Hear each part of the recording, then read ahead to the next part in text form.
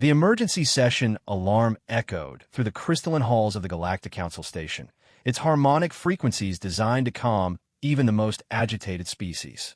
Today, it failed spectacularly. Ambassador Zethka of the Vrelian Confederacy clutched his ceremonial staff with 3 of his 4 arms, the 4th nervously adjusting the translation collar around his elongated neck.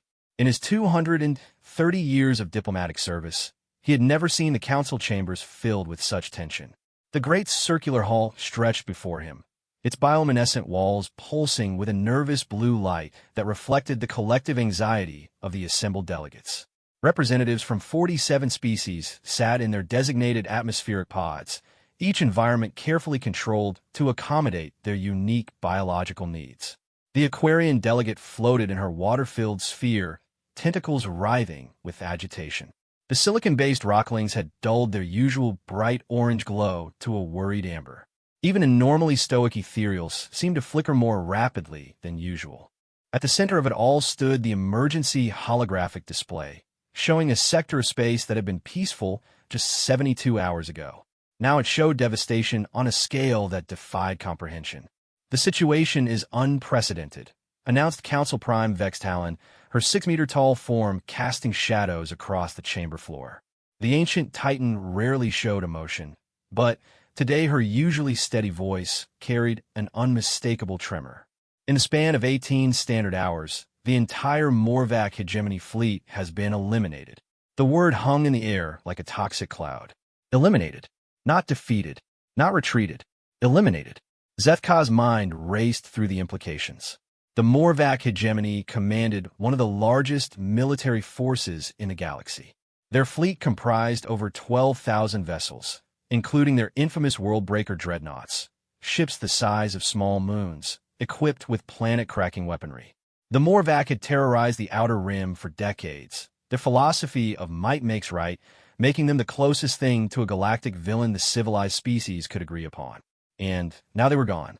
"Show us the tactical breakdown," requested Ambassador Krill 9 from the Hive Collective, her insectoid features twitching with curiosity. The collective had always been militant, and Zethka could see the hunger for strategic information in her compound eyes. The holographic display shifted, showing a 3-dimensional map of the Kepler 442 system where the destruction had occurred. 67 red dots marked the positions of destroyed Morvac vessels. Not a single one showed the yellow indicator of damage or the green of survival. Every ship was marked with the crimson of complete annihilation. "The attackers left no survivors," Vextalon continued. "No distress signals were successfully transmitted. Our deep space monitoring stations detected the battle only because of the energy signatures from the weapons used. What we discovered was..." She paused, searching for words that could adequately describe the impossible beyond our current understanding of warfare. Ambassador Quirith from the Peaceful Melody species spoke up, her voice creating harmonious overtones that usually promoted calm. Today, even her natural abilities couldn't cut through the tension. Who could possess such devastating power? The Titan Collective? The Void Hunters? "That's just it," Vextalon replied, manipulating the holographic controls with her massive hands. "The energy signatures don't match any known technology in our databases. The weapons used appear to be..." Another pause, kinetic in nature. A wave of confusion rippled through the chamber. The Aquarian delegate's tentacles stopped writhing. The rockling's glow shifted to a puzzled purple. Kinetic weapons have been abandoned by most civilized species millennia ago. They were primitive, inefficient compared to energy-based armaments or quantum disruptors. No military force worth mentioning had used purely kinetic weapons since the early days of stellar exploration. "Perhaps it was the work of an unknown species," suggested Ambassador THYSS from the Serpentine Confederation, her forked tongue tasting the artificial atmosphere for stress hormones. "Some previously undiscovered civilization with unique technological development." The question everyone was thinking, but afraid to ask, hung unspoken in the air until Ambassador Krill 9 voiced it. "Where is the human representative?" Zethka felt a chill run through his exoskeleton. Ambassador Sarah Chun of the Terran Federation was indeed absent. In the 312 years since humanity had joined the Galactic Council, their representative had never missed an emergency session. Humans were almost annoyingly reliable that way, showing up to every meeting with their endless questions, their curious observations, their peaceful suggestions for diplomatic solutions. Ambassador Chun requested permission to return to Earth 3 days ago. Vex Talon answered slowly. She cited urgent matters requiring immediate attention from the Terran Federation leadership. 3 days ago, less than 24 hours before the Morvac hegemony had vanished from existence. The implications began to dawn on various delegates at different rates, depending on their species' cognitive processing speed. The Hive Collective's 1,000 minds reached the conclusion first, causing Krill 9 to emit a sharp clicking sound of alarm. The ethereals flickered rapidly as their consciousness network shared the revelation instantaneously. Even the slow-thinking Titans began to piece together the timeline. Surely you're not suggesting. Ambassador Quirith began, her harmonious voice cracking slightly. The humans discovered something, Zethka said quietly, speaking his thoughts aloud without meaning to. 3 days ago, they discovered something that made Ambassador Chen leave immediately. The chamber fell silent except for the hum of life support systems and the gentle whoosh of atmosphere processors. Everyone knew what the Morvac hegemony had been planning. Intelligence reports had been circulating for weeks about their intended expansion into the Sol system. Earth was rich in rare minerals, its ocean worlds perfect for Morvac breeding colonies. The hegemony had made no secret of their plans to claim human space as their own. But humanity had always been peaceful. In 3 centuries of galactic citizenship, they had never engaged in offensive military action. They served as mediators, traders, explorers. Their small fleet was primarily scientific vessels with minimal defensive capabilities. They were the species everyone turned to when conflicts needed diplomatic solutions. They were harmless, weren't they? Bring up the human psychological profiles, Vex Talon commanded, her voice now carrying an edge of urgency that sent shivers through the assembled delegates. The holographic display shifted again, showing the standard council files on human psychology and behavior. Zethka had read these reports hundreds of times. Humans were social, curious, adaptable. They formed strong emotional bonds and showed remarkable empathy for other species. They were natural diplomats, excellent at finding common ground between conflicting parties. But as he read the familiar text with new eyes, certain phrases began to stand out in ways they never had before. Highly adaptable under stress conditions. Exceptional problem-solving abilities when faced with existential threats. Strong protective instincts regarding family and territorial units. Historical period of rapid technological advancement during competitive conflicts. That last line gave him pause. He had always assumed it referred to their industrial development or perhaps their space program. But what if it meant something else entirely? Access human historical military data, he found himself saying, his voice barely above a whisper. Ambassador Zethka, I hardly think that's necessary, Vex Talon began, but stopped when she saw the expression on his features. After 2 centuries of diplomatic service, the Vrelian had developed excellent instincts about when to pursue a line of inquiry. The holographic display began cycling through human historical records. At first, it showed the expected timeline of human development. Agriculture, writing, mathematics, early spaceflight. Standard progression for most species. Then, it reached what humans called their classical period. Zethka's breathing stopped entirely as the data scrolled past. Va. Constant, unending va. Not the organized, civilized conflicts that modern species engaged in with their energy shields and quantum weapons, but brutal, primitive, efficient killing on a scale that defied belief. The humans had spent thousands of years perfecting the art of destroying each other. This can't be accurate, Ambassador Quirith whispered, her harmonic voice now discordant with shock. These casualty numbers, these weapon descriptions, no species could survive such prolonged self-destruction. But the data kept coming. Humans had developed weapons designed specifically to kill other humans. Chemical weapons that dissolve lungs. Biological weapons that turn the body's own immune system against itself. Nuclear weapons capable of rendering entire continents uninhabitable for centuries. They had created tools of war so terrible that they had eventually banned themselves from using them. Look at their organizational structures. Krill 9 clicked urgently. military hierarchies designed for maximum efficiency in organized violence, command structures that can coordinate millions of individuals in complex tactical operations, strategic thinking that accounts for resource allocation across multiple star systems. The more they read, the more impossible it seemed. Humans had fought with sticks and stones, then metal blades, then projectile weapons, then energy weapons, then moved beyond physical weapons entirely into psychological and economic warfare. They had spent their entire evolutionary history learning how to destroy their enemies more effectively. And then somehow they had stopped. 300 years ago, humanity had suddenly, inexplicably, become peaceful. They had joined the galactic community as traders and diplomats. They had shared their technology freely, asked curious questions about other species, mediated conflicts between hostile neighbors. They had convinced everyone that they were harmless. It's impossible, Ambassador HFY hissed, her serpentine form coiling anxiously. No species can simply abandon their evolutionary programming. Behavioral patterns don't change that rapidly. Unless, Zethka said slowly, pieces of a terrible puzzle clicking into place, they never abandoned anything. Unless they simply learned to control it. The chamber fell silent again, but this time the quiet carried a different quality. It was the silence of predators realizing they had been sharing their territory with something far more dangerous than themselves. The Morvac hegemony had 12,000 ships, Vextalon said quietly.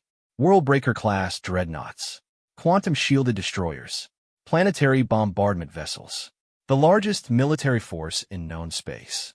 She paused, manipulating the display to show the tactical readout once more.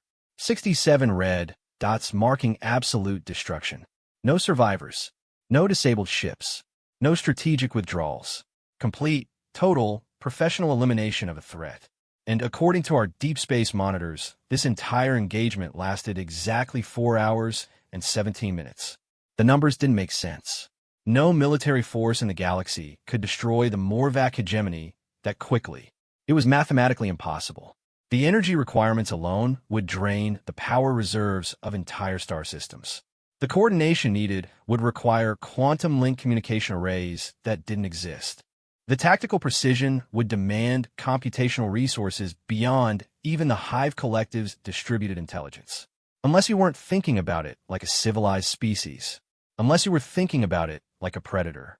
Show me the weapon's signatures again, Zethka requested, his voice steady despite the growing dread in his chest.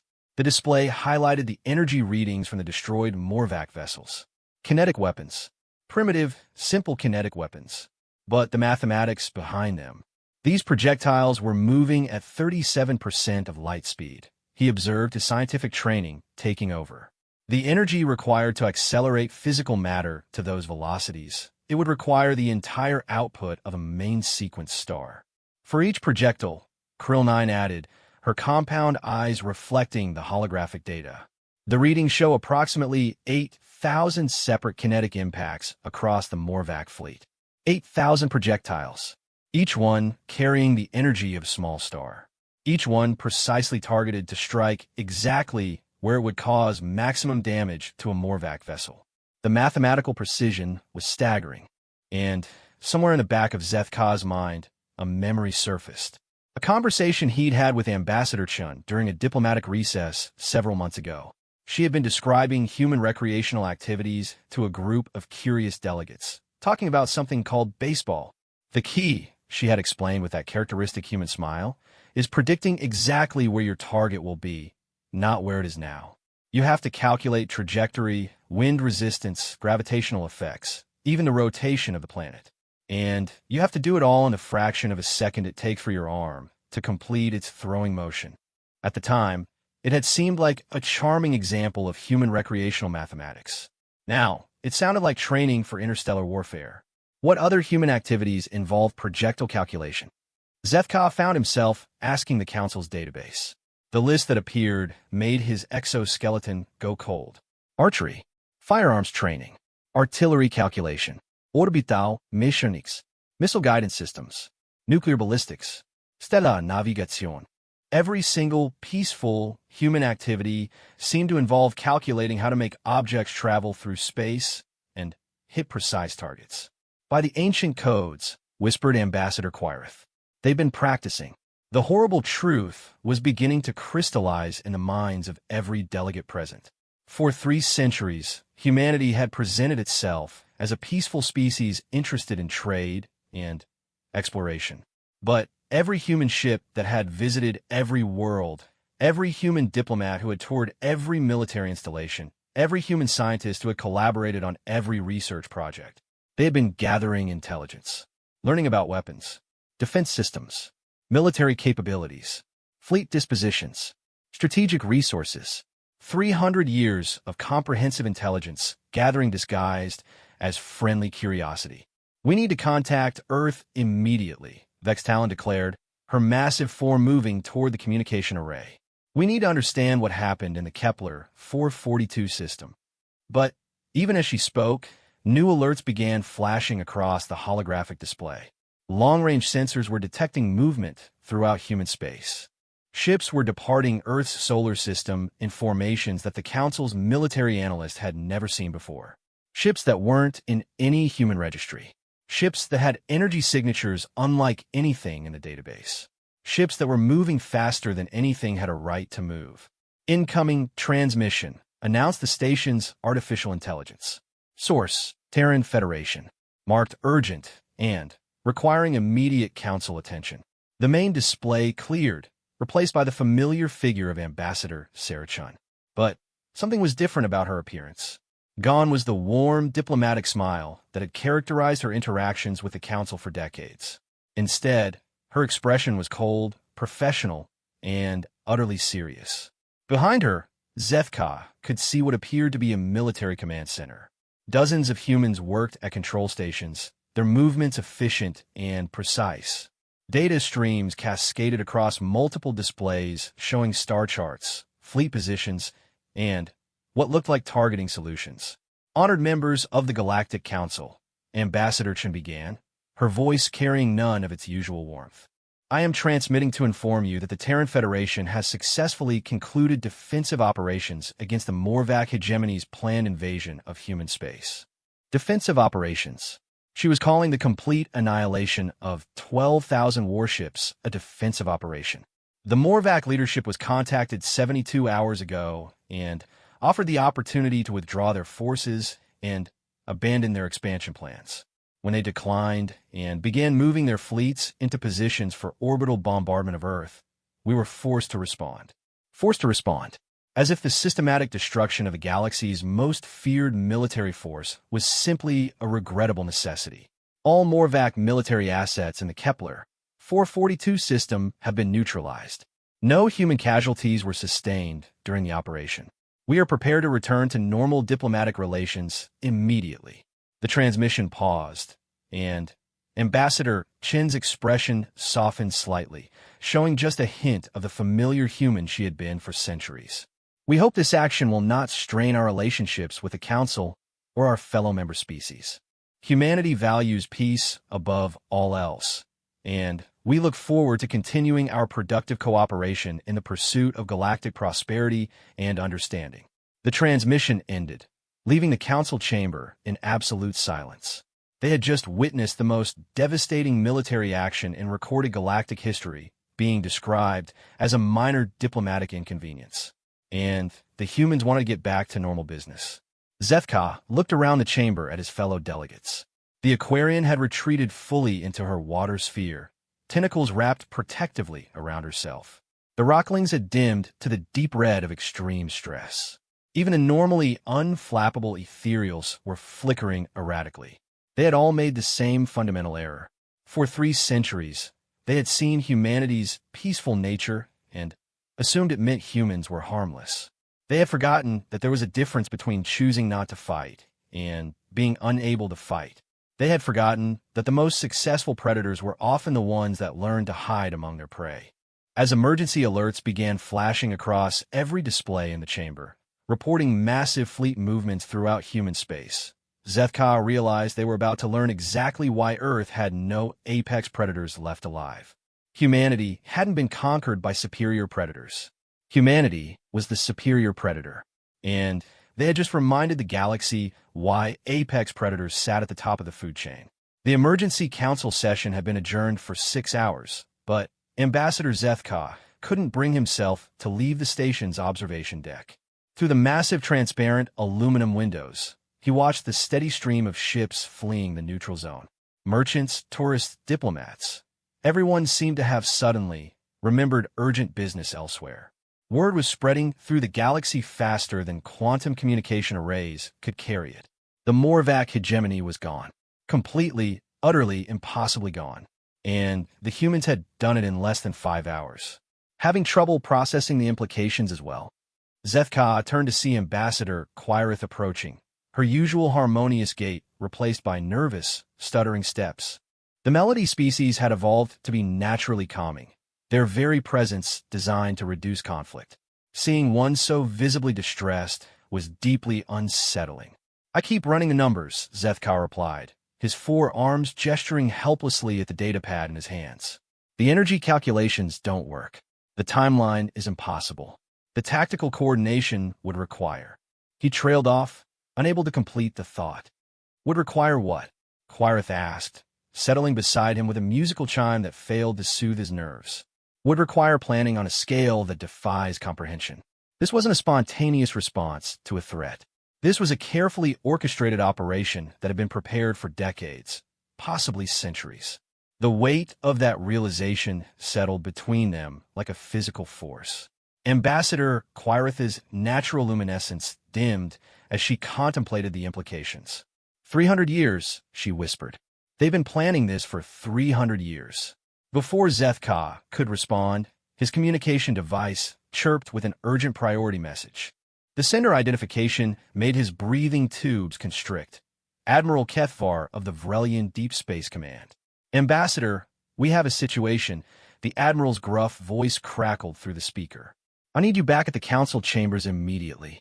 We're receiving intelligence reports from across the galaxy, and they're troubling." The walk back to the chambers felt longer than usual. Other delegates were converging from various directions, all wearing expressions of barely contained panic.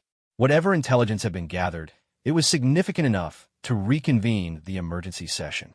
The council chambers buzzed with activity as Zethka took his seat. Holographic displays showed star maps dotted with thousands of moving points of light.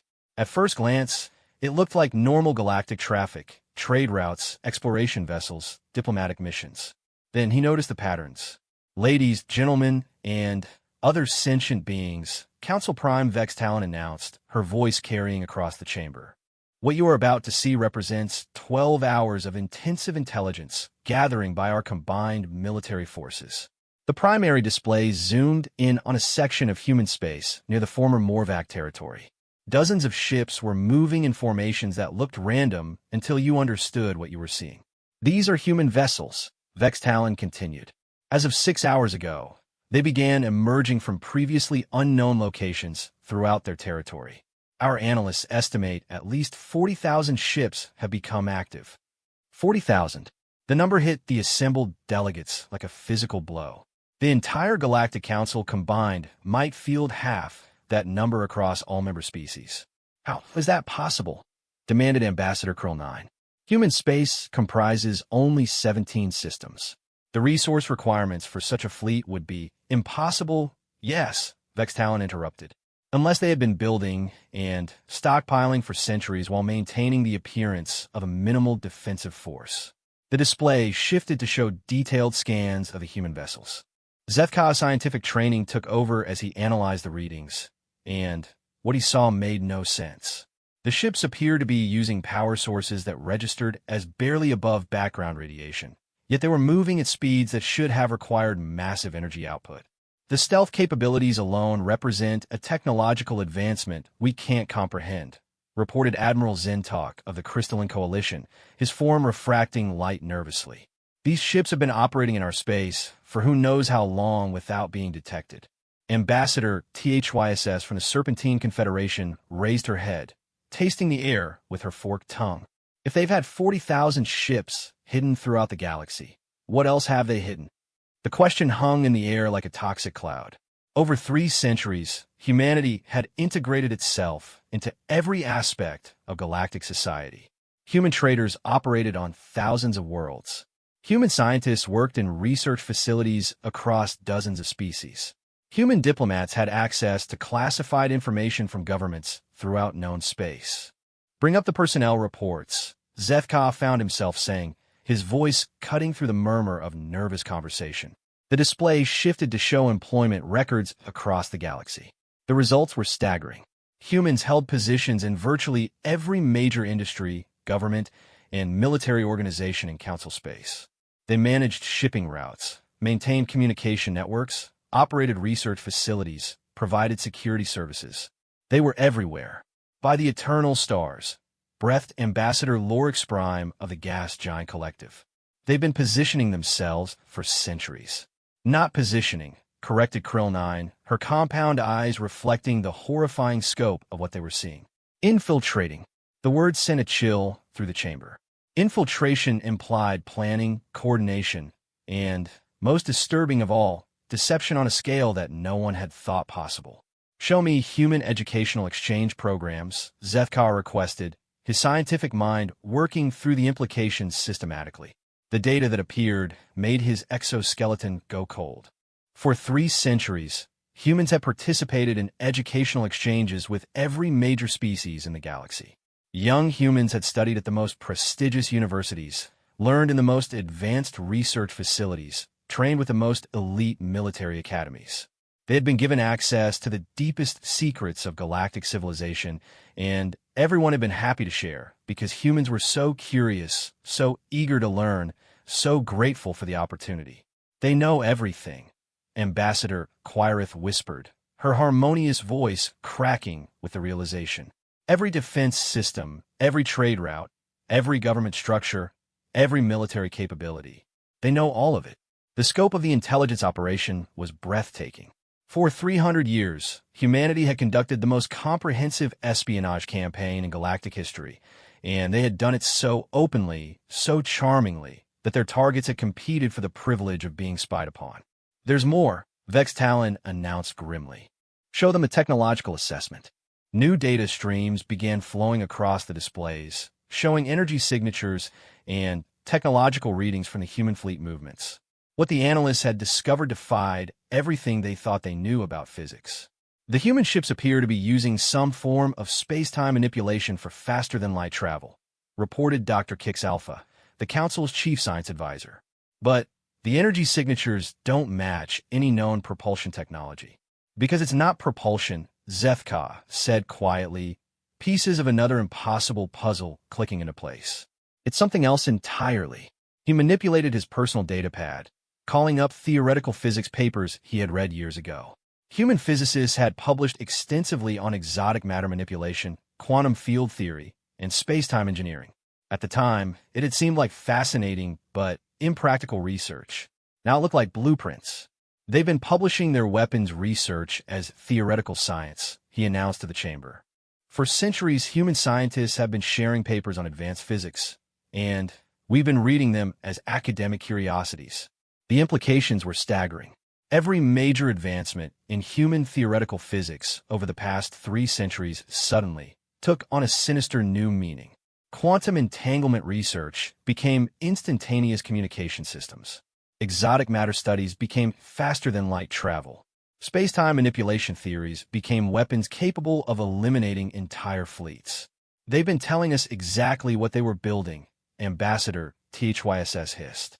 And we thought it was just interesting science. Before anyone could respond, new alerts began flashing across every display in the chamber.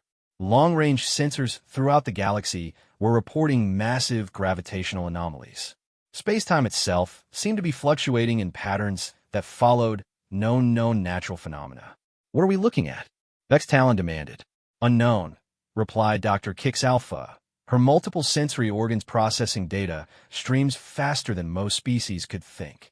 But the gravitational signatures are consistent with massive artificial structures materializing throughout human space. Materializing? Krill 9 clicked urgently. You mean they're building something? No, Dr. Kix Alpha corrected, her voice filled with awe and terror. They're revealing something that was already there. The main display shifted to show a three-dimensional map of human space. Slowly, massive structures began appearing on the sensors. Not ships, these readings indicated objects the size of planets, but clearly artificial. They had geometric patterns that spoke of deliberate construction and energy outputs that dwarfed entire star systems. Battle stations, Zethka whispered, understanding flooding through him like ice water. They're not just ships. They're mobile battle stations the size of worlds. The humans hadn't just hidden a fleet. They had hidden an entire shadow civilization. Artificial worlds, weapons platforms, manufacturing centers, all of it concealed by technology that made Council stealth systems look like children's toys. How many? Bextalon asked, her massive form trembling slightly. Dr. Kix Alpha worked frantically at her controls, correlating data from thousands of sensors across the galaxy. The number that appeared on the display seemed impossible. Preliminary count indicates at least 237 major installations, she reported. Mass estimates suggest each one represents more industrial capacity than most member species possess across their entire civilization. 237 artificial worlds, hidden for centuries, each one capable of outproducing entire stellar nations. This isn't possible, Ambassador Lorix Prime stated flatly. The resource requirements, the construction time, the energy costs, no species could accomplish this in secret. Unless, Zethka said slowly, they weren't building it in secret. Unless they were building it somewhere we never thought to look. He manipulated the display, calling up stellar cartography data for human space. The 17 systems that comprise human territory were all relatively young, with rocky planets and abundant asteroid belts. Perfect for mining operations. But that's not where they built their civilization, he continued. Show me the outer system surveys. Show me the areas beyond normal scanning range. The display expanded to include the vast empty spaces between star systems. Slowly, more contacts began appearing.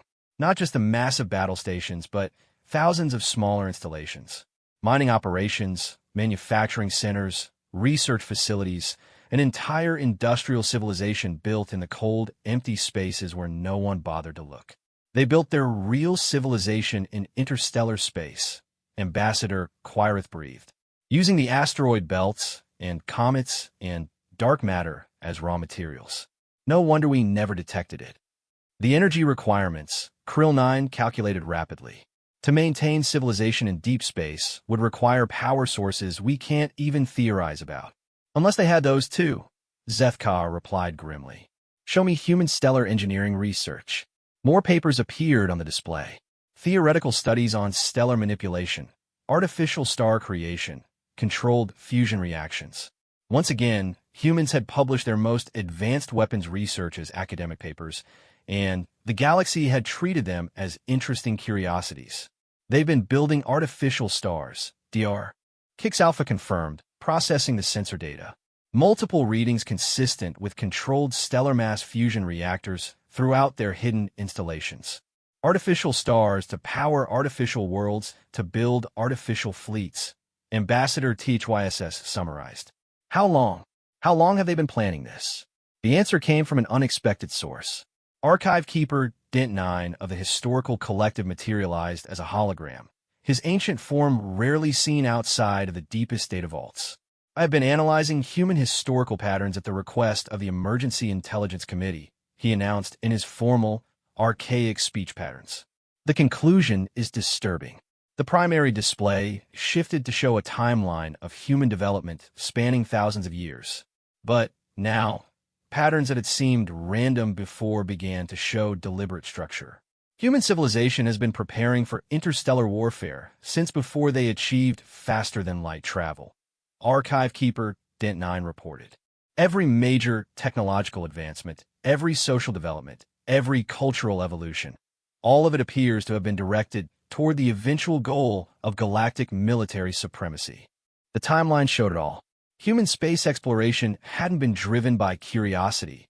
It had been reconnaissance. Their diplomatic corps hadn't been founded to promote peace. It had been created to gather intelligence. Their scientific research hadn't been pure academia. It had been weapons development disguised as theory. Even their decision to join the Galactic Council appears to have been a strategic choice designed to gain access to classified information and technology from member species, the Archive Keeper continued. 300 years, Vextalon said quietly. 300 years of playing the perfect galactic citizens while building the most advanced military force in known history. Not 300 years, Archive Keeper Dent9 corrected. Analysis of their cultural patterns suggests this planning began approximately 5,000 years ago, shortly after humans achieved agricultural civilization. 5,000 years. 50 centuries of directed evolution, technological development, and strategic planning, all aimed toward the single goal of achieving absolute military supremacy over any potential threat. The chamber fell silent as the magnitude of what they were facing became clear. Humanity hadn't just built a hidden fleet or concealed some advanced weapons. They had transformed their entire species into a machine designed for the single purpose of winning any war that might threaten their survival. And they had done it while convincing everyone else that they were harmless. Incoming priority transmission from the Terran Federation announced the station's AI. The display cleared to show Ambassador Sarachin again, but this time she wasn't alone. Behind her stood a figure that made every delegate in the chamber freeze with recognition. Admiral Elena Vasquez, the legendary human military commander who had supposedly retired decades ago. Honored members of the Galactic Council, Ambassador Chen began, her voice carrying the same professional coldness as before. We are aware that Council intelligence services have detected some of our defensive installations. We want to assure you that these revelations change nothing regarding our peaceful intentions toward Council member species. Peaceful intentions. They were calling the revelation of a shadow civilization built for warfare peaceful intentions. However, Admiral Vasquez spoke for the first time, her voice carrying the authority of someone accustomed to absolute command. We have become aware of several species that may view our defensive preparations as a threat to galactic stability. The display behind them shifted to show star maps marking the territories of various non-council species. Aggressive civilizations, pirate confederations, and militant empires that had long threatened the peaceful species of the galaxy. Effective immediately, the Terran Federation is implementing a proactive defense policy, Admiral Vasquez continued. Any military force that approaches within 50 light-years of Council member space will be given one opportunity to withdraw. If they decline, they will be neutralized with extreme prejudice. 50 light-years. They were claiming a defensive perimeter that encompassed nearly half the galaxy. We estimate this policy will eliminate approximately 70% of ongoing galactic conflicts within the next standard month, Ambassador Chen added with a slight smile. We believe this will contribute significantly to overall galactic peace and stability. The transmission ended, leaving the Council chamber in stunned silence. Humanity had just declared themselves the Galactic Police Force, and based on what they'd done to the Morvac hegemony, they had the power to enforce that declaration. As alerts began flooding in from across the galaxy, reports of human fleets moving toward every known hostile territory, Zethka realized the age of galactic conflict was about to end. Not through diplomacy or treaty or peaceful negotiation, but because the apex predators had finally decided to clean house. Ambassador Zethka had not slept in 48 hours. His species could function without rest for extended periods, but the constant stream of reports flooding into the Council chambers was testing even Vrelian endurance. He stood before the main holographic display, watching the galaxy transform in real time. The humans had not been exaggerating their timeline. Another one, announced Communications Officer Jextau, her voice hoarse from constant use. The Crimson Fong Pirate Confederation, 1,200 ships, eliminated in 6 hours and 14 minutes. She added another red marker to the galactic map, joining the dozens that had appeared over the past 2 days. The Bloodclaw Raiders, the Void Reavers, the Iron Brotherhood, pirate confederations, and aggressive empires that had terrorized the galaxy for centuries were vanishing one by one. Not defeated, not scattered, eliminated. How? Ambassador Quirith asked, her voice barely above a whisper. She had been asking the same question for days, but the mathematics remained impossible. How are they moving fleets fast enough to hit targets across the entire galaxy simultaneously? Dr. Kix Alpha looked up from her sensor analysis station, her multiple eyes reflecting data streams that painted an impossible picture. The gravitational readings suggest they're not moving fleets at all. They're materializing them. That's impossible, stated Ambassador Krill 9 flatly. Matter teleportation on that scale would require energy equivalent to stellar collapse. Unless they have stellar collapse, Zethka said quietly, a terrible understanding beginning to form. Show me the human artificial star readings again. The display shifted to show energy signatures from human deep space installations. What they had initially interpreted as controlled fusion reactors now looked different with new data. The power outputs were too consistent, too controlled, too massive. These aren't fusion reactors, he realized. These are harvested stellar cores. They're using actual stars as power sources for their technology. The implications hit the chamber like a physical force. Humanity had somehow learned to capture and control the nuclear fires at the hearts of stars. The energy resources at their disposal weren't just planetary or even stellar. They were galactic in scope. Incoming transmission from Admiral Vasquez, announced the station AI. The main display cleared to show the human military commander standing in what appeared to be the bridge of a warship. Behind her, Zethka could see tactical displays showing the entire galaxy, with human fleet positions marked throughout. Council representatives, Admiral Vasquez began without preamble. We're transmitting this update to keep you informed of our progress in implementing Galactic Peace Initiative operations. Peace Initiative. They were calling the systematic elimination of every aggressive species in the galaxy a peace initiative. Phase 1 operations are proceeding ahead of schedule, she continued, gesturing to a holographic battle map. 17 major pirate confederations have been neutralized, along with 6 aggressive military empires and 12 hostile alien species that had been threatening Council member worlds. The casual way she described the destruction of civilizations was more unsettling than any threat would have been. Admiral Vasquez spoke about eliminating entire species the way other military commanders might discuss routine patrol missions. Phase 2 will commence in 72 hours, she announced. We will begin addressing the territorial disputes that have been disrupting galactic commerce and threatening civilian populations. Territorial disputas. Zethka felt his breathing tubes constrict as he realized what that meant. There were dozens of ongoing conflicts between various species, border wars, and resource disputes that have been simmering for decades or centuries. We have analyzed all current conflict zones and determined optimal resolution strategies, Admiral Vasquez continued. In most cases, peaceful arbitration will be sufficient once the more aggressive parties understand that alternative approaches are no longer viable. Behind her, the tactical display zoomed in on specific conflict zones throughout the galaxy. Each one was marked with planned human fleet positions and what looked like tactical assessments of all parties involved. We want to emphasize that these operations are entirely defensive in nature, she added with what might have been a slight smile.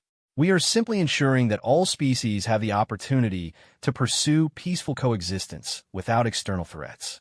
The transmission ended, leaving the council chamber in what was becoming a familiar state of stunned silence. They're going to end every war in the galaxy, Ambassador THYSS whispered. All of them. By force. By overwhelming force, Krill 9 corrected. Show me the tactical assessments of the eliminated pirate confederations. The display shifted to show detailed analysis of the recent human military actions. What they saw defied everything they thought they knew about warfare. The humans weren't using superior numbers or advanced tactics. They were using technology that seemed to operate by entirely different physical laws. The Crimson Fawn Confederation had been eliminated by weapons that appeared to punch holes through space-time itself. The Void Reavers had been destroyed by devices that somehow turned their own ship's mass against them, creating localized gravitational collapse. The Iron Brotherhood had simply stopped existing, their fleet vanishing from all sensors without any detectable weapon signatures at all. These aren't weapons, Dr. Kix Alpha said, her voice filled with awe and terror. These are applications of physics we don't even understand. No, Zethka corrected, looking at the data with new understanding. These are applications of physics we thought were impossible. The humans have learned to weaponize the fundamental forces of reality. Before anyone could respond to that horrifying revelation, new alerts began flashing across every console in the chamber. Long-range sensors were detecting massive fleet movements throughout the galaxy. But these weren't human ships. These were the legitimate military forces of various council member species. "What's happening?" Vex Talon demanded, her massive form moving toward the tactical displays. "Multiple species fleets are converging on the Zephyrian-Kalak border zone," reported Communications Officer Jextal. "The territorial dispute over the Minerva system. It appears both sides are mobilizing for large-scale combat. The Zephyrian-Kalak conflict had been ongoing for over 2 centuries, a dispute over mining rights that had gradually escalated into a full-scale territorial war. Neither species was particularly aggressive by galactic standards, but their conflict had claimed millions of lives and disrupted shipping throughout that sector of space." "How many ships?" asked Admiral Kethvar, who had joined the emergency session as military advisor. "Zephyrian 3rd Fleet, approximately 800 vessels. Kalak Defense Force, roughly 600 ships. Combined tonnage suggests this will be the largest naval engagement in that sector in over 50 years. Zethka found himself studying the tactical displays with growing unease. Both fleets were positioning for what would undoubtedly be a devastating battle. Thousands of lives would be lost, entire ship crews destroyed in the kind of prolonged warfare that had characterized galactic conflict for millennia. "ETA to engagement?" Vex Talon asked. "Based on current fleet positions and movement patterns, first contact in approximately 14 hours, reported the tactical officer. 14 hours. Time enough for both sides to prepare, to finalize their strategies, to make peace with whatever gods they worshipped before throwing themselves into the meat grinder of space warfare." "Wait," Dr. Kix Alpha said suddenly, her sensors detecting something new. "I'm reading gravitational anomalies in the combat zone. Multiple signatures consistent with..." She paused, checking her readings. "Consistent with human space-time manipulation technology." The main display shifted to show the Minerva system, where both fleets were converging. And there, materializing in the exact center of the projected battle zone, was a single human ship. "One ship?" Ambassador Quirith asked. "They're sending one ship to stop 2 fleets." The human vessel appeared on sensors as a relatively modest craft, perhaps a third the size of a typical council cruiser. Compared to the massive dreadnoughts and battle carriers of the Zephyrian and Kalak fleets, it looked almost insignificant. "Incoming transmission from the human vessel," announced Communications Officer Jextal. The display cleared to show a human officer Zethka didn't recognize, a middle-aged woman wearing what appeared to be a standard Terran Federation naval uniform. Her expression was calm, professional, and utterly confident. "This is Captain Maria Santos of the Terran Federation ship Peacekeeper," she announced. "I am transmitting simultaneously to all vessels in the Minerva system." The tactical display showed the positions of both fleets, hundreds of warships armed with enough firepower to reduce planets to rubble. Between them sat a single human ship that looked like it would fit comfortably inside the docking bay of any one of the massive battle cruisers surrounding it. By order of the Terran Federation Defense Command, all military vessels are instructed to withdraw to a minimum safe distance of 10 light minutes from the Minerva system, Captain Santos continued. "This territorial dispute is now under human arbitration." Human arbitration. As if the centuries-old conflict between 2 major species was now subject to human judgment. "Both the Zephyrian Confederacy and the Kalak Republic will be contacted separately to arrange peaceful resolution of this dispute," she added. "Any vessel that fails to comply with withdrawal orders will be disabled and towed to a safe distance." Disabled and towed. She was talking about warships displacing millions of tons, as if they were malfunctioning cargo haulers. The transmission shifted to show tactical schematics of both fleets. Every ship was highlighted and identified, with detailed information about armament, crew complement, and command structure displayed alongside each vessel marker. "We have complete tactical intelligence on all vessels in this system," Captain Santos explained matter-of-factly. "We know your weapons capabilities, your defensive systems, your crew rotations, and your command protocols. Resistance is not recommended." The casual way she revealed the depth of human intelligence gathering was almost more unsettling than the threat itself. They didn't just know about the fleets, they knew everything about them. "You have 6 hours to begin withdrawal," she concluded. "After that deadline, any vessel remaining in the combat zone will be considered a threat to galactic peace and dealt with accordingly." The transmission ended, leaving the chamber in silence. On the tactical display, 2 massive battle fleets remained in attack formation, facing off across space, while a single human ship sat between them like a referee at a sporting event. "They can't be serious," Admiral Kethvar said finally. "One ship against 1,200? Even with advanced technology, the mathematics don't work." "The mathematics haven't worked for anything they've done," Zethkar replied. "Yet they keep doing it anyway." For the next 6 hours, the Council watched as one of the most bizarre standoffs in galactic history unfolded. Both fleets held their positions, apparently trying to decide whether to call the human bluff. Long-range communications showed intense discussions between fleet commanders and their home governments. As the deadline approached, it became clear that neither side was willing to back down. The Zephyrians and Kalax had too much pride, too much investment in the conflict to be intimidated by a single alien ship. 30 seconds to deadline, announced Communications Officer Jextal. On the display, Captain Santos appeared again, her expression unchanged from 6 hours earlier. "Final warning," she announced simply. "Withdraw immediately or face the consequences." The deadline passed. Neither fleet moved. What happened next would be debated by military theorists for generations. The human ship didn't fire weapons. It didn't launch missiles or deploy energy beams or activate any recognizable form of offensive technology.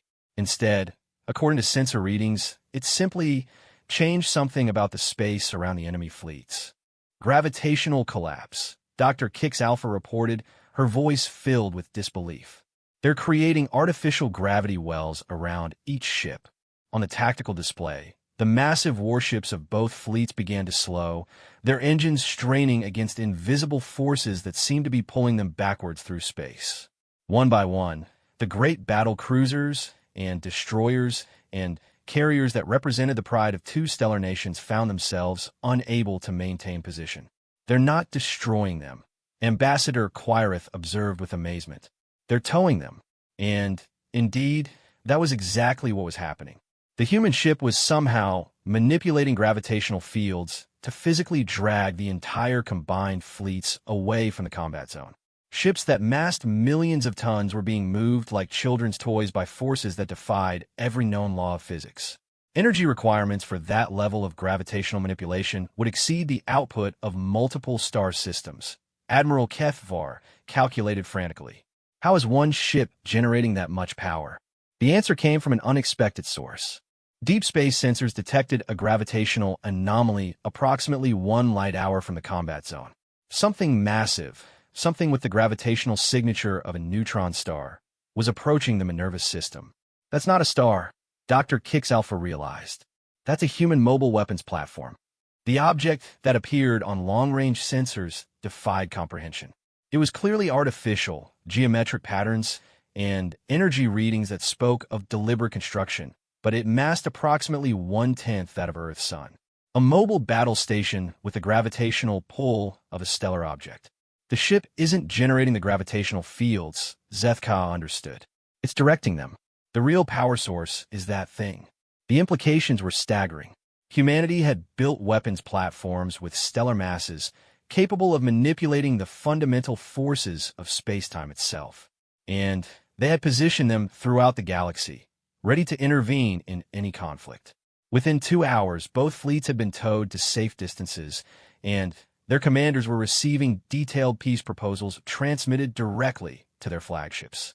The centuries-old territorial dispute was being resolved by force, not through negotiation or diplomacy, but through the simple application of overwhelming technological superiority.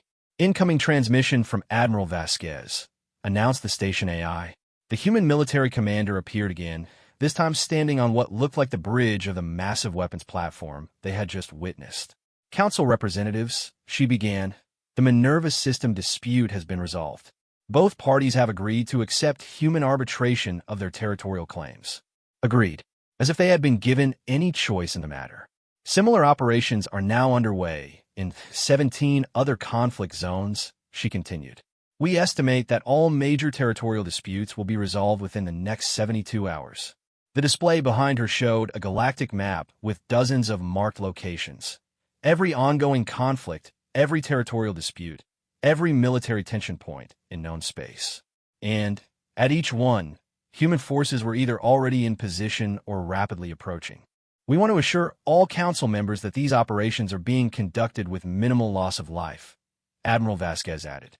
Our goal is not conquest or control, but simply the establishment of lasting peace through the elimination of the root causes of conflict. Root causes of conflict. They were planning to end war itself by making it impossible for anyone to wage it. Phase 3 of our peace initiative will commence next week, she concluded. We will begin addressing the underlying economic and resource disputes that drive most galactic conflicts. We believe significant improvements in overall galactic stability can be achieved through strategic resource redistribution. Resource redistribution. Zethkov felt a chill run through his exoskeleton as he realized what that meant. They weren't just ending conflicts. They were restructuring the entire galactic economy. As the transmission ended and reports continued to flood in from across the galaxy, stories of impossible human technology resolving centuries-old disputes in a matter of hours. One fact became undeniably clear. The age of independent stellar nations was over. Humanity had appointed itself the galactic government, and they had the power to enforce that appointment whether anyone agreed to it or not. The only question now was what kind of rulers they intended to be. 3 weeks had passed since what historians were already calling the Great Intervention, and Ambassador Zethkov stood in his quarters aboard Council Station Alpha, staring at reports that redefined the meaning of impossible. The galaxy had changed. Not gradually, not through the slow process of diplomacy and cultural evolution that had characterized interstellar politics for millennia, but completely and irreversibly in the span of less than a month. There were no more wars. None. Anywhere. Every territorial dispute, every resource conflict, every border skirmish that had plagued galactic civilization for centuries had been resolved through what humans politely called arbitration. The reality was simpler and far more terrifying. Humanity had imposed peace through the application of technology, so advanced it might as well have been magic. Ambassador, the voice of his aide, junior diplomat Vex 9, interrupted his contemplation. You asked to be notified when the economic restructuring reports were ready. Zethkov turned from the viewport, where he had been watching the steady stream of ships carrying out humanity's new trade directives. Show me. The holographic display in his quarters activated, showing economic data that would have seemed like fantasy 3 weeks ago. The humans hadn't been exaggerating when they promised resource redistribution. They had systematically reorganized the entire galactic economy. The Kepler Mining Consortium has been nationalized. Zethkov read from the report, his translator struggling with the human economic terminology. According to human economic doctrine, all strategic resources are now considered shared galactic assets. Vex 9 explained, though her young voice carried the uncertainty they all felt. The consortium has been compensated and offered positions in the new Terran Federation Resource Management Division. Compensated. Offer positions. As if the megacorporation that had controlled asteroid mining across 3 sectors had been given a choice in the matter. What about the Zephyrian industrial guilds? He asked, though he suspected he already knew the answer. Restructured under the Galactic Economic Stabilization Protocol, she replied, reading from her data pad. All member species now have guaranteed access to essential resources regardless of their ability to pay market prices. Guaranteed access. It sounded benevolent until you realized it meant that humanity had assumed control of resource allocation for the entire galaxy. No species could now build weapons of mass destruction because the materials needed were distributed only for constructive purposes. No government could wage war because the economic foundation for military buildup had been quietly removed. It was brilliant, terrifying but brilliant. And the transportation networks? Zethkov asked, though he was beginning to see the pattern. All major shipping routes are now protected by Terran Federation patrol vessels, Vex 9 reported. Piracy has been eliminated, and cargo delivery times have improved by an average of 63%. Of course they had. When your patrol vessels could manipulate space-time itself, protecting shipping routes became a trivial exercise. More importantly, it meant that humanity now controlled the flow of goods throughout the galaxy. Any species that displeased them would find their trade routes mysteriously disrupted. Have there been any protests? Any resistance movements? Vex-9's expression grew uncertain. There have been attempts. Show me. The display shifted to show news reports from across the galaxy. What Zethka saw made his breathing tubes constrict with a mixture of awe and horror. The militant faction of the Crystalline Coalition had attempted to organize armed resistance to human intervention. Their fleet of 200 ships had vanished without trace while en route to a strategic rally point. Not destroyed, vanished, as if they had simply ceased to exist. The corporate alliance had tried economic warfare, attempting to create artificial scarcities to force humans into negotiation.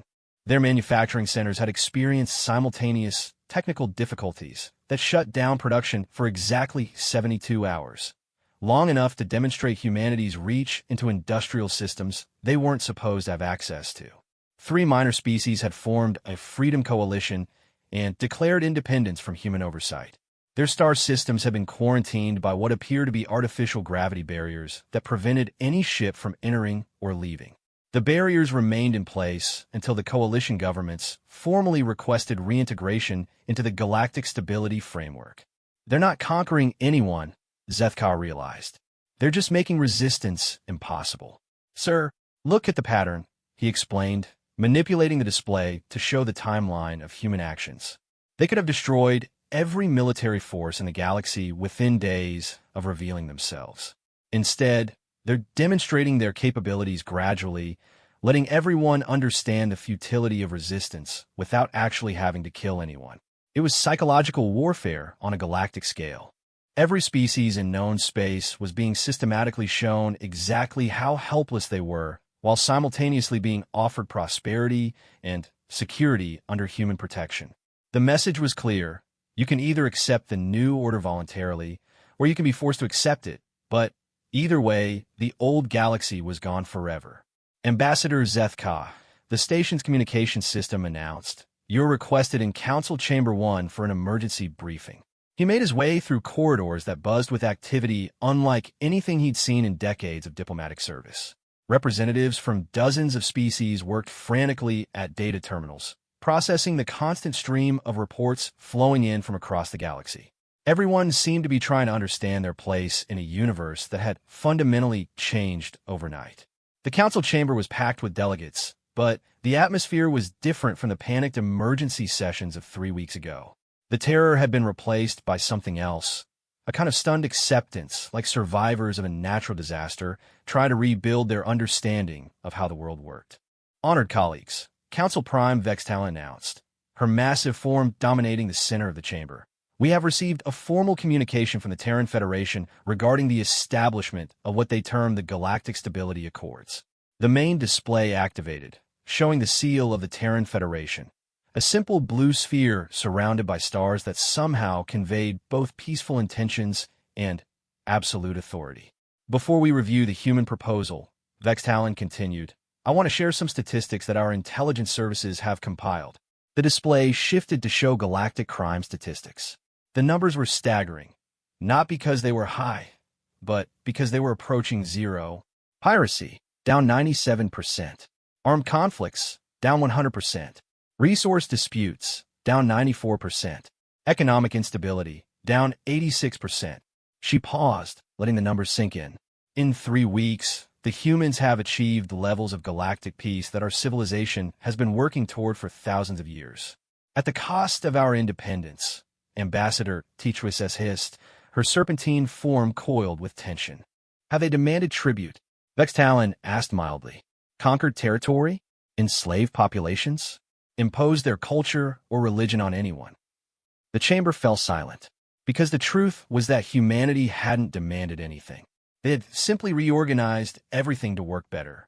Show them the human proposal, called out Ambassador Krill 9. The display cleared to show a document that ran to several hundred pages of detailed policy proposals.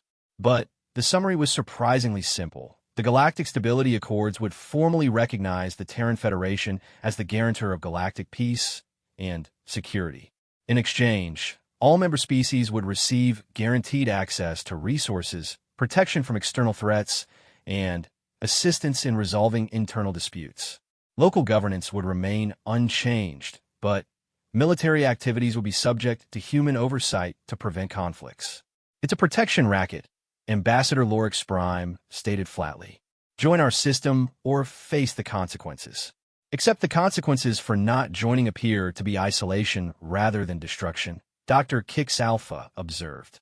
And the benefits of joining include economic prosperity and technological advancement. She manipulated the display to show economic projections based on the past 3 weeks of human intervention. Trade efficiency was up across the board. Resource allocation had become more equitable. Scientific research was advancing rapidly thanks to human technological sharing.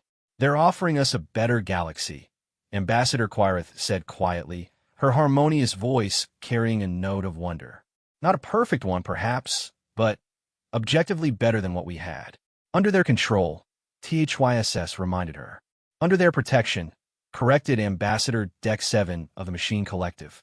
Analysis indicates significant improvements in quality of life metrics across all monitored species. Before the argument could escalate, new alerts began flashing across the chamber displays. Long-range sensors were detecting something unprecedented approaching the Council Station. Massive object on approach vector, reported the station's tactical officer. Mass estimates indicate this doesn't make sense. The object appears to have the mass of a small planet, but it's clearly artificial. Through the main viewport, they could see it approaching, a structure that defied easy description. It looked like a city built in space, with gleaming towers and connecting bridges stretching across distances that measured in hundreds of kilometers. And it was clearly human in origin. "This is Ambassador Sarah Chun," came the familiar voice over the communication system. "I am requesting permission to dock with Council Station Alpha to formally present the Galactic Stability Accords." Dock. She was talking about docking a structure the size of a small moon with their space station. "Permission granted," Vex Talon replied, though Zethka could hear the uncertainty in her voice. What followed was a demonstration of human engineering that redefined the possible. The massive structure somehow reconfigured itself as it approached, sections folding and rearranging until it formed a perfect docking interface with the Council Station. The process was so smooth, so precise, that there was barely a tremor felt throughout the station as the two structures connected. "If you would join me in Docking Bay Alpha," Ambassador Chen's voice announced, "I believe you will find the formal presentation illuminating." The delegation that made its way to the docking bay included representatives from every major species in the Council. What they found there made them stop short in collective amazement. The docking bay had been transformed into something resembling a diplomatic reception hall, but the scale was wrong for any species they knew. The ceiling stretched upward for hundreds of meters, supported by pillars that looked like they had been carved from solid neutronium. Holographic displays showed real-time views of human operations throughout the galaxy. Peaceful cities on artificial worlds, massive construction projects in deep space, fleets of ships pursuing scientific research in distant galaxies. At the center of it all stood Ambassador Chun, but she was not alone. Behind her stood representatives of dozens of species that Zethka had never seen before, aliens with features that suggested origins beyond the galactic rim. "Honored members of the Galactic Council," Ambassador Chen began, her voice echoing in the vast space. "I want to introduce you to our partners in the greater galactic community." Partners. Not subjects or vassals, but partners. For the past 5 centuries, humanity has been exploring beyond the borders of this galaxy, she continued. "We have made contact with over 300 sentient species across 17 different galactic clusters. What we discovered was both wonderful and terrifying." The displays shifted to show images from beyond the galactic rim. Star systems locked in eternal warfare, species that had destroyed themselves through resource conflicts, entire civilizations reduced to nomadic raiders by environmental collapse. "The universe is vast and beautiful, but it is also dangerous," Ambassador Chen explained. There are forces out there that view peaceful civilizations as resources to be exploited. There are predatory species that have conquered entire galaxies through sheer brutality. New images appeared, ships unlike anything in Council databases, bearing no resemblance to any known technology. They were clearly weapons, but designed by minds that thought about warfare in fundamentally different ways. 3 years ago, our deep space monitoring stations detected advanced scout ships in the void between galaxies, she continued. They were conducting reconnaissance of our galaxy, mapping military capabilities and resource distribution. Based on historical patterns, we estimate that full-scale invasion fleets will arrive within 50 to 100 years. Invasion fleets from outside the galaxy. The implications hit the assembled delegates like a physical blow. The Galactic Stability Accords are not about human dominance, Ambassador Chen said, her voice carrying absolute conviction. They are about survival. We need to transform this galaxy into something capable of defending itself against threats that make the Morvac hegemony look like a minor inconvenience. The display showed tactical assessments of potential extragalactic threats. The numbers were sobering. Fleets numbering in the millions of ships, wielding weapons that could sterilize entire star systems, backed by industrial capabilities that spanned multiple galaxies. We are not your conquerors, Ambassador Chen concluded. We are your shield. But to be effective, the shield needs to be unified, coordinated, and absolutely uncompromising in its purpose. She gestured to the alien representatives standing behind her. These species learned the hard way what happens when galactic civilizations fail to unite against external threats. Their home galaxies fell to predatory forces because they could not overcome their internal conflicts in time to mount an effective defense. The aliens stepped forward, and one of them, a being that looked like it was made of living crystal, spoke in a voice that resonated with harmonic frequencies of loss and regret. We were much like you, it said through translation technology. Hundreds of species, each proud of their independence, each certain that their way of life was worth preserving above all else. When the Devourers came, we fought as separate nations rather than as one people. Our galaxy fell in less than 50 years. Another alien, this one resembling a metallic tree with glowing nodes for eyes, added its testimony. The Harvesters consumed our galactic cluster over the course of 3 centuries. We had the technology and resources to stop them, but we could never agree on unified command structure. Every species wanted to maintain their sovereignty, their independence. Our individualism became our extinction. But, Ambassador Chen said, her voice carrying new hope, it doesn't have to be that way. With proper preparation, with unified purpose, with the combined resources and capabilities of all galactic species working together, we can not only survive, but thrive. The displays shifted again to show projections of what the galaxy could become under the Stability Accords. Vast space-based civilizations, technological advancement beyond anything currently imagined, exploration and colonization of distant galaxies. Join us, she said simply. Not as subjects, but as partners in building something greater than any of US could achieve alone. Help us transform this galaxy into a force that can protect not just ourselves, but other civilizations that haven't yet learned to overcome their divisions. The chamber fell silent as the full scope of what humanity was offering became clear. Not conquest, but partnership in a project that spanned galactic scales and geological time periods. Not submission, but cooperation in the face of threats that dwarfed anything they had previously imagined. Ambassador Zethka looked around at his fellow delegates, seeing in their expressions the same mixture of awe, fear, and possibility that he felt himself. The humans weren't just offering them peace. They were offering them a chance to become something greater than they had ever dreamed possible. The question was whether they had the wisdom to accept it, and whether they had the courage to become the kind of civilization that could stand against the dark between the stars. Ambassador Zethka stood in the observation deck of what had once been Council Station Alpha, but which now served as the provisional headquarters for the newly formed Galactic Defense Coalition. Through the reinforced transparent aluminum, he watched construction crews, a mixture of human engineers and volunteers from dozens of species, putting the finishing touches on defensive installations that would have been pure science fiction a year ago. The vote had been closer than expected. 847 species in favor, 234 against, 156 abstaining. But it had been enough.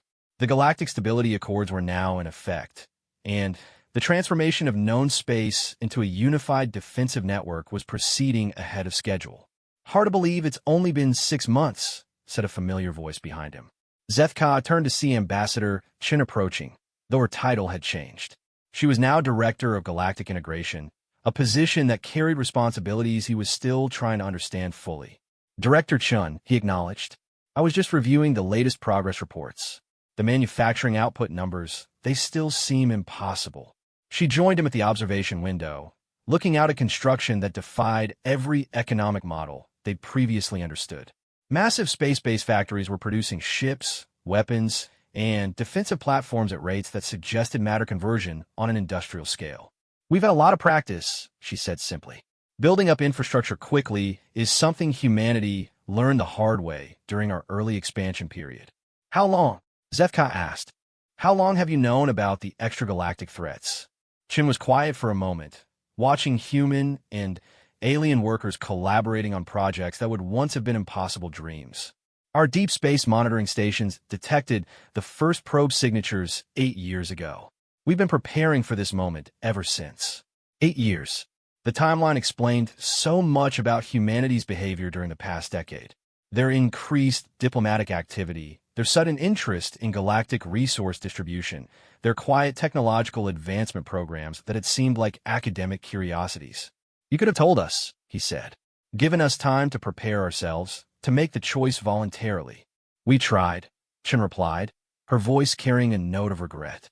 17 classified briefings to Council Intelligence Services over the past 3 years. Everyone was dismissed as human paranoia or misinterpreted data. Governments weren't ready to accept that level of threat. Zethkov felt a chill as he realized the implications. Humanity had attempted to warn the galactic community through proper diplomatic channels. Only when those warnings were ignored had they chosen to force the issue through overwhelming demonstration of their capabilities. The Morvac hegemony was never the real target, he said, understanding flooding through him. The Morvac hegemony was a convenient demonstration, Chin corrected.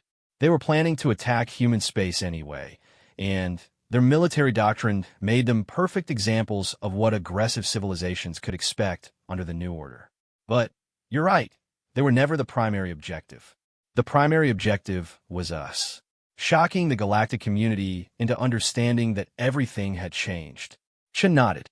We needed to break through centuries of diplomatic protocol and political inertia. The threats we're facing don't allow for extended negotiation periods or gradual cultural adaptation. We needed unity, and we needed it quickly. Before Zethka could respond, their conversation was interrupted by urgent chiming from the station's communication system. Director Chun, Ambassador Zethka, announced the artificial intelligence that now coordinated station operations. You're requested in Strategic Command for priority briefing. Admiral Vasquez indicates the matter requires immediate attention. They made their way through corridors that bustled with activity unlike anything Zethka had seen in decades of diplomatic service. Representatives from dozens of species worked alongside human technicians, processing data streams from across the galaxy. The transformation from political debate to military preparation had been remarkably smooth, aided by technology that translated not just language, but concepts between vastly different ways of thinking. Strategic Command had been carved out of what was once the Council's largest meeting chamber, but the space now resembled something between a military headquarters and a scientific research facility. Holographic displays showed real-time data from thousands of monitoring stations spread throughout galactic space and beyond. Admiral Vasquez stood at the center of it all, her expression grim as she studied readings that made no sense according to conventional physics. Director, Ambassador, she greeted them without taking her eyes off the displays. We have a development. Deep space sensors have detected gravitational anomalies consistent with massive fleet movements in the void between galaxies. The main holographic display shifted to show a three-dimensional map of local galactic space. At the extreme edge of sensor range, barely detectable signatures indicated something enormous moving through the emptiness between star systems. How massive? Chen asked, though her tone suggested she suspected the answer wouldn't be reassuring. Preliminary estimates suggest approximately 50,000 individual objects, Admiral Vasquez replied. Mass displacement indicates vessels significantly larger than anything in our current database. 50,000 ships. Even with the combined fleets of all galactic species, they could maybe field 20,000 vessels, and that was counting every cargo hauler and passenger transport that could mount a weapon. ETA, Chen asked. At current velocity, first contact in approximately 18 months, Admiral Vasquez replied.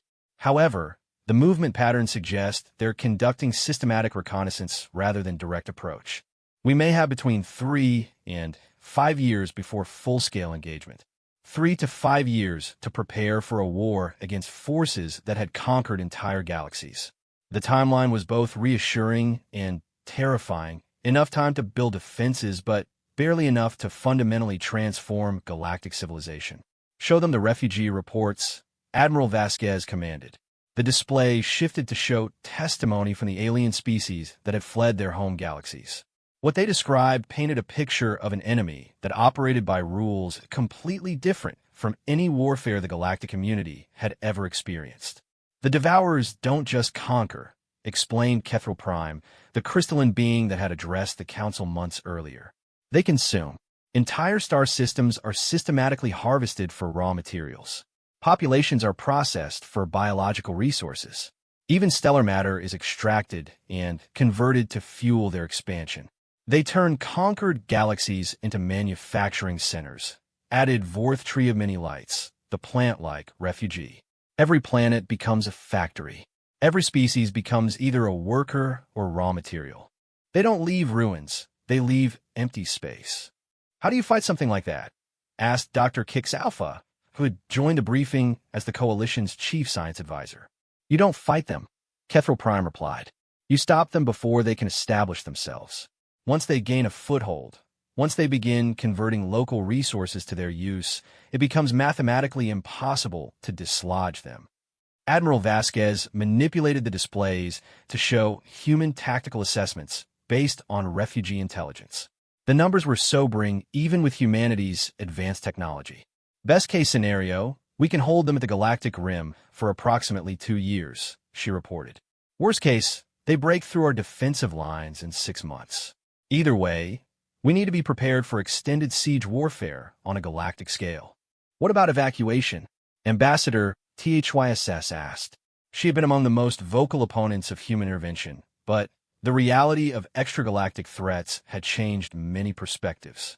Evacuation to where? Chen asked gently. The nearest galaxy that isn't under threat is approximately 4 million light-years away. Even with our fastest ships, it would take centuries to transport any significant population. Besides, Admiral Vasquez added, running just delays the problem. These forces appear to be systematically conquering every galaxy in this region of space. Eventually, there would be nowhere left to run. The implications hung in the air like a toxic cloud. They weren't just fighting for their civilization or their way of life. They were fighting for the right to exist at all. What do we need? Zefka asked, his scientific training taking over. What would it take to mount an effective defense? Admiral Vasquez smiled grimly. Everything. Every resource, every technology, every species working in perfect coordination. We need to transform this galaxy into the most heavily fortified region of space in known history. The displays shifted to show construction projections that staggered the imagination. Mobile defense platforms the size of moons, weapons installations built around entire star systems, manufacturing centers that could produce fleets at rates measured in ships per hour rather than ships per year. The good news, Chen added, is that we have the technology to do it. Human deep space engineering can provide the foundation, but we'll need the specialized knowledge and capabilities of every species in the galaxy to complete the project. And the bad news? Ambassador Quirith asked, though her harmonious voice suggested she already knew. The bad news is that there's no guarantee it will be enough, Admiral Vasquez replied honestly. We're preparing to fight an enemy that has conquered multiple galaxies. Even with perfect preparation, perfect unity, and perfect execution, success is far from certain. Before anyone could respond, new alerts began flashing across every display in the chamber. Deep space sensors were detecting something unprecedented. Massive energy signatures from human installations throughout the galaxy were spiking simultaneously. What's happening? Dr. Kix Alpha demanded. Her multiple sensory organs processing data streams faster than most species could think. Phase 4 is beginning, Admiral Vasquez replied, her voice carrying a note of anticipation. We're activating the Stellar Engineering Project. The main display shifted to show energy readings from across human space.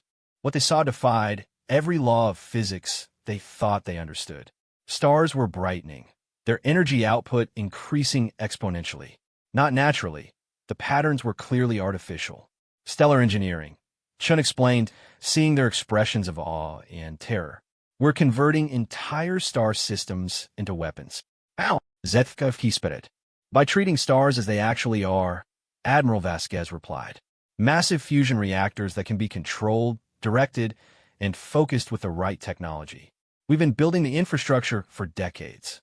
The scope of what humanity was revealing was beyond comprehension. They hadn't just hidden fleets or battle stations. They had built technology capable of weaponizing the fundamental forces that power galaxies. The energy output from modified stars will power defensive systems that can protect entire sectors of space, Chen continued. Force fields that could deflect planet-killer weapons. Gravity manipulation on scales that can redirect enemy fleets. Manufacturing capabilities that can replace entire destroyed civilizations in months rather than centuries. And if we lose? Ambassador THYSS asked quietly. If we lose, Admiral Vasquez replied, we make sure the victory costs them so much that they can't continue their expansion. We turn this galaxy into a fortress that breaks their advance, even if we don't survive to see it. The chamber fell silent as the magnitude of what they were facing became fully clear. This wasn't just about survival. It was about standing as the breakwater against forces that could threaten the entire universe. There's one more thing, Chen said softly. Something you need to understand about humanity's role in all this. She manipulated the displays to show historical data from beyond the galactic rim. What they saw made their understanding of human exploration take on new meaning. We weren't the first species to discover the extragalactic threats, she explained. We were the first to survive long enough to do something about them. 17 other civilizations made contact with us after fleeing their conquered galaxies. All of them had tried to unite their people against the threat. All of them had failed. What made you different? Zethka asked. Chen was quiet for a long moment before answering. We had learned to be predators, not by choice but by necessity.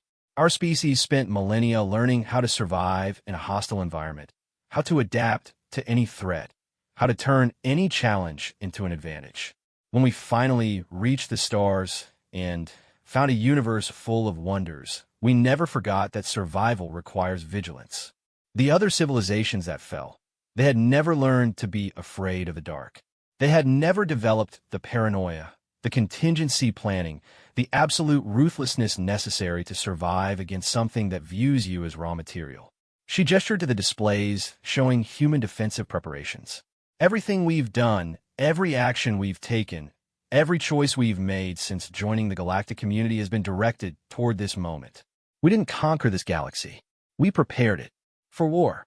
Ambassador Quirith asked. For survival, Chun corrected. There's a difference. War is about defeating your enemy. Survival is about making sure your enemy can never threaten you again.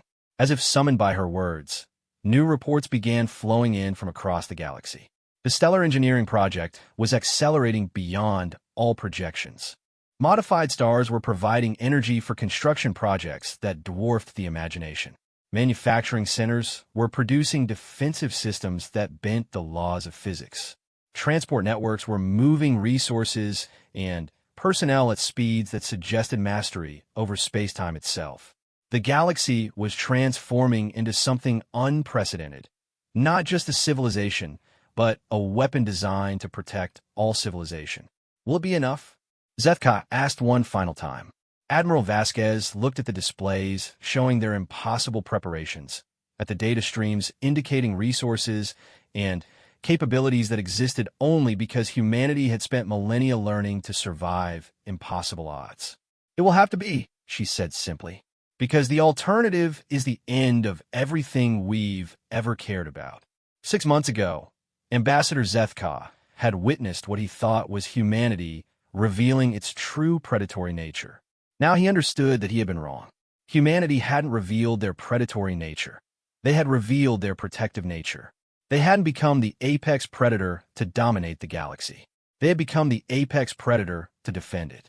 And as reports continued to pour in about impossible preparations for an unwinnable war, Zethka found himself grateful beyond words that when the universe had spawned something capable of protecting all life from the darkness between the stars, it had chosen to make that something human. The age of galactic innocence was over. The age of galactic survival had begun. And somewhere in the vast emptiness between galaxies, forces that had conquered civilizations spanning millions of years were about to discover what happened when predators finally found something worth protecting more than their own lives. The universe was about to learn why apex predators were apex predators, and why some prey was worth fighting for.